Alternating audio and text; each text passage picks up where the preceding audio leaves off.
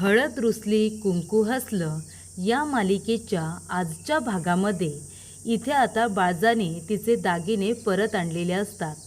अनुसयाचा गैरसमज झालेला असतो की ते दागिने बाळजाने तिच्या कपाटामधून चोरलेले आहेत. तेव्हा अनुसया बाळजाकडे येते आणि तिला म्हणते, काय गे चोरटे, माझ्या कपाटामधून तू दागिने चोरलेस का? तेव्हा बाळजा म्हणत असते, अगं ये भुरटे, तू इथे कशाला आलीस ग? मी तुझे दागिने चोरलेले नाही आहेत. तेव्हा समर म्हणत असतो, ए बाळजा, माझ्या आईशी बोलताना नीट बोलायचा. तेव्हा इथे बाळजा म्हणत असते, काय रे ये, दोन बायका बोलत असताना तू कशाला र मध्ये मध्ये बोलतोस? तेव्हा इथे समर म्हणत असतो की तुझी इतकी लायकी नाही आहे माझ्या आईला बोलण्याची. तेव्हा इथे बाळजा म्हणत असते, तोंड बंद कर नाहीतर थोबाड फोडेन असं. तेव्हा अनुसया म्हणत असते, समर जाऊ दे ना, अरे हिच्या तोंडाला तू कशाला लागतोयस, तू शांत बस. तेव्हा इथे अनुसया म्हणते, बाळजा, हे दागिने समदे माझेच आहेत. अगं तुझ्याकडे कुठून आले ग असे दागिने? ही माझीच घडणावल आहे. मीच अशा पद्धतीचे दागिने तयार करून घेतलेत ज्याच्यावरती तू हक्क दाखवला होतास, पण हे सगळे दागिने माझेच आहेत. तेव्हा बाळजा म्हणत असते, तुझे दागिने हे नाही आहेत, हे दागिने माझे आहेत जे मी नवीन तयार करून घेतलेले आहेत. अनुसयाला हे खोटंच वाटत असतं.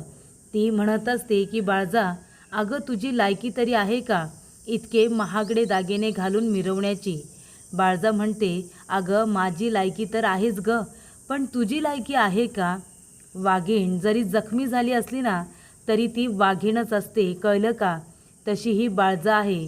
जरी पण इथे बाळजाकडून दागिने पैसा गेला असेल तरी बाळजाचा तोरा अजून कमी झालेला नाही. तेव्हा इथे अनुसया म्हणते, दागिने परत कर. बाळजा म्हणते, नाही करणार, जा. दोघींमध्ये दागिन्यांवरून भांडण होतं. तेव्हा आढळराव आणि तिथे दुष्यंतसुद्धा आलेले असतात. इथे आता कृष्णा त्यांच्यामधलं भांडण थांबवण्याचा प्रयत्न करत असते. कृष्णा म्हणत असते, तुम्ही दोघीजणी थांबा, अरे कशाला भांडताय? तेव्हा दुष्यंत म्हणतो, नाहीतर काय, दोघीजणी जेव्हापासून इथे आलाय कशा ना कशावरून भांडतच आहात. प्रत्येक गोष्टीवरती वाद घालणं, भांडणं गरजेचं आहे का? तेव्हा इथे समर म्हणत असतो की हे दागिने माझ्या आईचेच आहेत. माझी आई कधीच कुणाचे दागिने घेणार नाही, पण ह्या बाळजाबाईने माझ्या आईचे दागिने चोरले. बाळजा म्हणत असते, दुष्यंता, मी असं काहीही केलेलं नाही आहे. तेव्हा आढळराव म्हणत असतो, पण तुझ्याकडे तर दागिने पैसा काहीच नव्हतं ना बाळजा, मग तू हे सगळं कुठून आणलंस ग? तेव्हा दुष्यंत म्हणत असतो, बाळजाबाई, हे काय केलं तुम्ही? अहो आत्तापर्यंत तुम्ही कितीतरी वाईट कृत्य केलेत, पण आता चोरीसुद्धा केली तुम्ही. घरातल्या घरात चोरी केलीत, इतक्या खालच्या पातीला जाल असं खरंच वाटलं नव्हतं. तुम्ही चोरीसुद्धा केलीत म्हणजे आत्तापर्यंत केलेल्या गुन्ह्यांना अजून एक गुन्हा मिळाला. तेव्हा दुष्यंत इथे स्वतःच्या आईला चुकीचं समजतो, कारण आत्तापर्यंत तिचे कर्मच तसे असतात. बाळजा रडायला लागते. ती म्हणते, दुष्यंत, अरे काय म्हणालास तू? तू तुझ्या जन्मदात्या आईला चोर म्हणालास? अरे तुलासुद्धा असंच वाटतं का की मी जाऊन तिच्या कपाटातून हे दागिने चोरलेत? अरे नाही र, हे समद दागिनं मी नव्याने बनवलेत, जसे मला आवडतात तसे. तेव्हा इथे अनुसया म्हणते, पण हे समदे दागिने माझेच आहेत. तेव्हा समर म्हणत असतो, नाहीतर काय, ह्या बाईने मुद्दामून माझ्या आईला त्रास दिलाय, तिच्या कपाटातून हे दागिने चोरून आणलेत. परत कर, आत्ताच्या आत्ता बाळजा परत कर. तेव्हा इथे बाळजा म्हणत असते, तुला किती वेळा सांगू र, तू मला उलटं पालटं बोलतोस. तुझ्या थोबाडीत देई ना अशी, तू मागे उभा राहा. तेव्हा इथे बाळजा समरच्या थोबाडीत द्यायला निघते. तेव्हा अनुसया म्हणत असते, तू माझ्या पोरावरती हात उघडशील? त्याला हात तर लावून बघ, नाही तोच हात तोडून तुझ्या हातामध्ये दिला ना तर नाव नाही सांगणार अनुसया म्हणून. तेव्हा ती म्हणत असते की एकतर चोरी करतेस, माझे दागिने घेतेस आणि वरून उलट आम्हालाच बोलतेस का ग? चल दागिने लवकरात लवकर परत कर, चल, जास्त शहाणपणा करू नकोस. माझे दागिने घालून मिरवण्याची लायकी नाही आहे तुझी. तेव्हा बाळजा अनुसयामध्ये कडाक्याचं भांडण सुरूच असतं. तेव्हा कृष्णा म्हणत असते, अरे तुम्ही सगळेजण जरा शांत व्हा ना, शांत व्हा. आता तुम्ही दोघीजणी काही ऐकायला तयार नाही. गावच्या सरपंचाला मध्ये आता पडावं लागणार आहे. तेव्हा इथे कृष्णा म्हणत असते की अनुसया काकू, तुम्ही बाळजाबाईंवरती चोरीचा आरोप केला, आम्ही तो मान्य केला आहे. पण तुम्ही जेव्हा आरोप केलात तेव्हा तुमच्याकडे काही असे ठोस पुरावे होते का, ज्याच्यामुळे तुम्ही अनुसया काकूंवरती असे आरोप केलेत? तेव्हा अनुसया म्हणत असते की मी तिच्यावरती आरोप केले कारण हे दागिने माझेच आहेत आणि ते दागिने तिने माझ्या कपाटातून चोरले.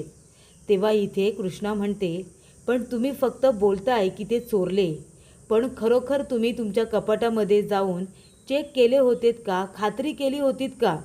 तेव्हा इथे अनुसया म्हणते, मला खात्री करायची काय बी गरज नाही, कारण मला माहिती आहे या बाळजानेच माझे दागिने चोरलेले आहेत. तेव्हा बाळजा म्हणते, तुला एकदा सांगून कळत नाही का गं? मी सांगितलं ना, हे दागिने मी चोरलेले नाही आहेत म्हणून, हे दागिने माझे आहेत. ती म्हणते, कुठून आणलेस गं तू? आणलेस तरी कुठून? ती म्हणते, सांगितलं ना, हे दागिने मी खरेदी केलेत. जा बरं जा, जाऊन आता कपाटामध्ये तू तुझे दागिने चेक कर. मी तुला चॅलेंज देते, जर तुझ्या कपाटामध्ये दागिने नाही सापडले ना, तर मी तुला हसत हसत सन्मानाने हे सगळे दागिने परत करेन. पण जर तुझ्या कपाटामध्ये दागिने सापडले तर मात्र हे दागिने तू माझ्या सन्मानाने गळ्यामध्ये एक एक करून घालायचा, कळलं तुला? जर तुला हे चॅलेंज मान्य असेल ना, तर जा आणि जाऊन कपाटामध्ये दागिने चेक कर. तेव्हा इथे आता कृष्णा म्हणते की अनुसया काकू, जा आणि तुमचे दागिने आता एकदा चेक कराच. आणि तेव्हा दुष्यंताला बाळजा म्हणत असते की दुष्यंता, अरे तू सुद्धा तिच्याबरोबर जा, तुला सुद्धा मी चोरच वाटले ना. इथे आता काय खरं आणि काय खोटं हे सगळं तुझ्या समोरच होऊ दे. तेव्हा इथे दुष्यंतसुद्धा सोबत आलेला असतो. तेव्हा अनुसया म्हणत असते की बघ दुष्यंता बघ, अरे माझे दागिने आहेत का? आणि ती आता एक एक करून दागिन्यांचा बॉक्स उघडते. तेव्हा अनुसयाचे सगळेच्या सगळे दागिने असतात. तेव्हा दुष्यंत म्हणत असतो, अनुसया आई, मोठी आई, जेव्हा तुम्ही बाळजाबाईंवरती आरोप केलात तेव्हा तुम्ही तुमचे दागिने चेक केले नाहीत का? ती म्हणते, नाही र, मी चेक केले नव्हते, म्हणून मला वाटलं की ते दागिने माझेच आहेत म्हणून. तेव्हा दुष्यंत म्हणतो, तुम्ही असं करायला नको होतं, एकदा तुम्ही चेक केले असतेत आणि आरोप केले असते तर बरं झालं असतं. तेव्हा इथे अनुसया आणि दुष्यंत दोघेजण आलेले असतात. तेव्हा इथे बाळजा म्हणते, काय ग ए भुरटे, काय झालं बोल ना, भेटले का दागिने, आहेत का तुझे दागिने? तेव्हा दुष्यंत म्हणतो, हो, त्यांचे दागिने कपाटामध्ये आहेत. तेव्हा इथे बाळजा म्हणते, दुष्यंता, अरे काय हे, मी तुला इथे 9 महिने माझ्या पोटात ठेवलं, मी तुला जन्म दिला, लहानाचं मोठं केलं, तुझ्यासाठी एवढ्या खास्ता खाल्ल्या, तुझ्या नजरेत मला माझ्याबद्दल इज्जत बघायची होती आणि तू काय केलंस? तू सगळ्यांसमोर मला चोर म्हणालास, असं बोलणार तू तुझ्या आईला? तेव्हा इथे बाळजा म्हणत असते, काय मग कृष्णे, अगं बघतेस ना, तुझ्या या सावत्र सासूने माझ्यावरती आरोप केले. मी तिला म्हणाले की आता जर हे दागिने तुझे असतील तर मी सन्मानाने तुला परत करेन, पण जर तुझे नसतील तर तू सन्मानाने माझ्या गळ्यामध्ये घालायचे. मग आता गावचे सरपंच म्हणून तू काय आता निर्णय देणार आहेस तो दे बरं. तेव्हा इथे कृष्णा म्हणत असते की मी काय म्हणते अनुसया काकू, तुम्ही जेव्हा बाळजाबाईंवरती आरोप केला तेव्हाच मी तुम्हाला म्हणाले की तुम्ही आधी जा, कपाटामध्ये दागिने तुम्ही बघा. तुम्हाला म्हणाले होते की नाही? जर तुम्ही एकदा जाऊन खात्री करून घेतली असती तर काय झालं असतं, इतका तमाशा झाला नसता जो आता इथे तमाशा झाला. तेव्हा आता तुम्ही एक काम करा, ठरल्याप्रमाणे हे दागिने तुम्ही बाळजाबाईंच्या गळ्यामध्ये सन्मानाने घाला. तेव्हा इथे समर म्हणतो, अजिबात नाही, मी माझ्या आईला ह्या बाईच्या समोर अजिबात झुकू देणार नाही आणि हे दागिने तर तिला घालूच देणार नाही, काय करायचं ते करा. तेव्हा इथे अनुसया म्हणते, नाहीतर काय, एक कृष्णे एक गोष्ट लक्षात ठेव, काय बी झालं ना तर ह्या बाळजाची इतकी लायकी नाही की हे दागिने मी तिच्या गळ्यात घालावे, अजिबात मी हे करणार नाही, तुझं मी ऐकणार नाही. तेव्हा कृष्णा म्हणते, ऐकावं लागल. तेव्हा अनुसया म्हणते, का ऐकू मी तुझी सासू आहे हे विसरू नकोस, त्यामुळे मी तुझं ऐकणार नाही. तेव्हा कृष्णा म्हणते, मी या गावची सरपंच आहे आणि म्हणून मी हा घेतलेला निर्णय आहे. तेव्हा आता ठरल्याप्रमाणे अनुसया काकू, तुम्हाला हे दागिने बाळजाबाईच्या गळ्यामध्ये घालावे लागतील. उगाच आता इशयाला इशे वाढवू नका. आता घरामध्ये शांतता राखा. ठरल्याप्रमाणे हे दागिने त्यांना तुम्ही घाला. तेव्हा इथे समर नाहीच म्हणत असतो की माझी आई दागिने नाही घालणार. पण कृष्णा त्याला समजावते आणि म्हणते, समर, त्यांचं चॅलेंज आता त्यांनी स्वीकारलं होतं ना. जर ते दागिने त्यांचे निघाले असते तर सन्मानाने बाळजाबाईला मी ते द्यायला सुद्धा लावले असते. पण आता ते दागिने अनुसया काकूंचे नाही आहेत. मग ठरल्याप्रमाणे हे दागिने त्यांना घालावेच लागतील. आणि तेव्हा इथे बाळजा आता थाटामध्ये बसते आणि अनुसया एक एक करून एक एक दागिना तिच्या गळ्यामध्ये घालत असते. पण जेव्हा वेळ मंगळसूत्राची आलेली असते ना, तेव्हा मात्र अनुसयाला फारच राग आलेला असतो. बाळजाने इथे आता मंगळसूत्रसुद्धा सोडून आणलेलं असतं. जेव्हा आढळराव बाळजाला विचारतो की तुझ्याकडे तर बाळजा पैसेच नाही आहेत, दागिने खरेदी करायला, तयार करायला पैसे तर हवेत ना. तुझ्याकडे जर पैसेच नाही आहेत तर एवढे महाग दागिने तू कसे काय आणलेस. तेव्हा बाळजा त्याला म्हणते की आढळराव, तुम्ही विसरलात का, तुमच्याच मुलाने मला 2 वर्षाचं भाडं एकदम दिले. 2 वर्षाचं भाडं एकदम आल्यानंतर मी माझे दागिने तर करून आणणारच ना. त्याच्यातूनच घेऊन आले मी माझे दागिने. आणि कसं आहे ना आढळराव, अहो बायका म्हणाल्यानंतर काही ना काहीतरी त्यांची जमापुंजी असते. त्याच्यामध्ये मी बाळजा, काही ठिकाणी माझे पैसे होते ते मी आणले आणि ते पैसे टाकून घराचं घरभाडं एकत्र करून हे समधे दागिने मी तयार करून आणलेले आहेत. तेव्हा इथे आता कशा पद्धतीने बाळजाने ते दागिने घडवले हे तिने आता सगळ्यांना सांगितलेलं असतं. तेव्हा समर इथे अनुसयाला म्हणतो, आई बघतेस ना, आपल्याच घरामध्ये आपल्याला कशी वागणूक मिळते ते. त्या कृष्णामुळे हे सगळं झाले. त्या कृष्णाला मी अजिबात विसरणार नाही. आपल्याच घरामध्ये झालेला हा आपला अपमान मी कधी बी विसरणार नाही, असं समर आता म्हणतो. त्यानंतर इथे सगळेजण आता तिथून बाहेर पडतात. कृष्णा म्हणते, बास झाला तेवढा तमाशा पुरे झाला. आता विषय वाढवण्यात काय बी अर्थ नाही. आपण आता विषय इथे थांबूया आणि सगळेजण आपापल्या रूममध्ये जाऊया. आणि तेव्हा इथे सगळेजण निघून जातात. तेव्हा बाळजा म्हणते, दुष्यंता तू थांब. दुष्यंता, तू असं का केलंस. समध्यांसमोर तू तुझ्या आईची बाजू घ्यायला हवी होतीस. तू तुझ्या आईला चोर म्हणून मोकळा झालास. मला तुझ्या नजरेमध्ये माझ्यासाठी इज्जत बघायची होती, प्रेम माया बघायची होती. पण तू तर इथे मला इसरूनच गेलास र. तुझ्यासाठी मी काय काय केलं, किती खास्ता खाल्ल्या, सगळं काही विसरलास आणि तुझ्या आईला चोर म्हणालास. माझ्या मनाचा एकदा बी विचार नाही केलास तू. तेव्हा कृष्णा म्हणत असते, बाळजाबाई, तुम्हाला चोर म्हणालं तर तुम्हाला इतकं वाईट वाटलं का. दुष्यंत म्हणतो, नाहीतर काय, आतापर्यंत तू जसे कर्म केलेस ना, त्यानंतर तुला चोर म्हणालं तर त्याच्यामध्ये वावगं काय आहे.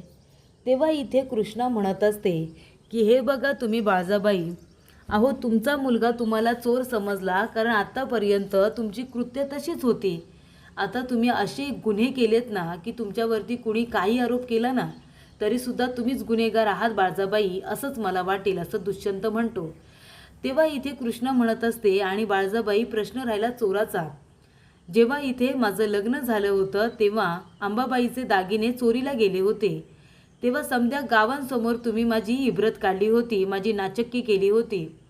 तुम्ही स्वतः मला इथे गुन्हेगार ठरवायला मोकळे झाला होतात ना. तुमचा मुलगा तर तुम्हाला फक्त 4 भिंतींच्या आतच चोर म्हणाला तर तुम्हाला इतकं वाईट वाटलं. तुम्ही तर 4 गावांच्या मध्ये माझी इब्रत काढली होती, तेव्हा तुम्हाला असा विचार आला नाही की आपल्या घराची इज्जत जाईल, माझी नाचक्की होईल. असा विचार तर तुमच्या मनामध्ये आलाच नाही. तेव्हा बाळजा इथे आता म्हणते की दुष्यंता. तेव्हा दुष्यंत आणि कृष्णा दोघेही तिथे थांबत नाही, सरळ दोघेजण आपल्या रूममध्ये निघून जातात. तेव्हा बाळजा म्हणत असते, कृष्णे, तुला मी सोडणार नाही. त्यानंतर इथे पुढील भागामध्ये बाळजाने इथे आता आमदारांना फोन केलेला असतो, मंत्र्यांना फोन केलेला असतो आणि ती म्हणते की आताच्या आता गावामध्ये सभा घ्यायची. 5 गावांच्या सभेमध्ये तुम्हाला इथे आता कृष्णेचा अपमान करायचा आहे, तिला तोंडावरती पाडायचं आहे. तिचा इथे अपमान होईल, तिची इज्जत जाईल, असंच तुम्हाला काहीतरी करायचं आहे.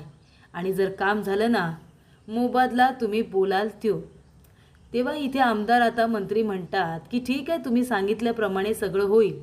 मी अचानकपणे सभा घ्यायला सांगतो. त्या सभामध्ये कृष्णाचा कसा अपमान करता येईल याच्याकडे लक्ष देतो. त्यानंतर इथे जी आता अनुसया आहे ती म्हणत असते, समर आपल्याला आता बाळजाला या घरातून हकलून द्यायचं आहे आणि त्या कृष्णाच्या हातून संपूर्ण सत्ता घ्यायची आहे आणि त्या कृष्णाला सुद्धा या घरातून हकलून द्यायचं आहे. त्यामुळे यापुढं मी जसं बोलन ना तसं करायचं आणि मी तुला काय सांगते, काय बोलते ना हे तू शांतपणे ऐकून घे, असं अनुसया इथे आता समरला सांगत असते. तर इथे बाळजाने एक लाकूड घेतलेला असतो आणि स्वतःच्या पायाला मारून घेतलेलं असतं. स्वतःचा पाय स्वतःनेच आता फोडून घेतलेला असतो. तेव्हा इथे लगेचच कृष्णा आणि दुष्यंत दोघांना संशय येतो. तेव्हा दुष्यंत म्हणत असतो, बाळजाबाई स्वतःचा स्वार्थ साधण्यासाठी तुम्ही स्वतःच्या पायाला स्वतःहूनच इजा करून घेतलेली नाही आहे ना? नाही, तुमचा काही भरोसा नाही. स्वतःच्या मनासारखं करण्यासाठी तुम्ही स्वतःला दुखापतसुद्धा करून घ्याल अशी मला खात्री आहे, असं दुष्यंत आता बाळजाला म्हणत असतो. तर अशा रीतीने कृष्णा आणि दुष्यंत इथून गेल्यानंतर बाळजा म्हणत असते की कृष्णे आता तू तोंडावरती पडणार आहेस. तुझी इज्जत जावी म्हणून हे दुखणंसुद्धा मी गोड मानून घेतलेलं आहे, असं इथे बाळजा आपल्या मनातच म्हणत असते. तेव्हा इथे मंत्र्यांचा फोन आलेला असतो. दुष्यंत म्हणतो, काय गं कृष्णे, काय झालं? तेव्हा कृष्णा म्हणते, काय नाही, आमदारांचा फोन आला होता. अचानकपणे त्यांनी गावामध्ये सभा घ्यायला सांगितले, त्याचाच फोन आला होता. तेव्हा इथे दुष्यंत म्हणतो, पण कृष्णा अचानकपणे सभा घ्यायला सांगितले, तुला हे थोडं वेळ वाटत नाही आहे का? याची कल्पना तुला आधी द्यायला हवी होती, असं दुष्यंत आता कृष्णाला म्हणतो.